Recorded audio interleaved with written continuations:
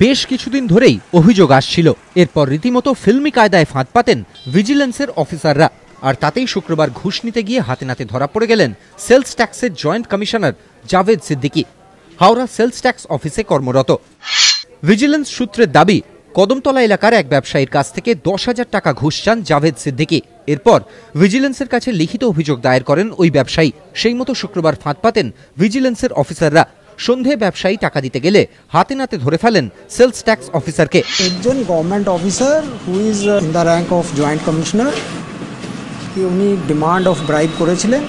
এইটা ইনফরমেশনটা ওয়ার্কআউট হয়েছে। কত টাকা ডিমান্ড করেছে?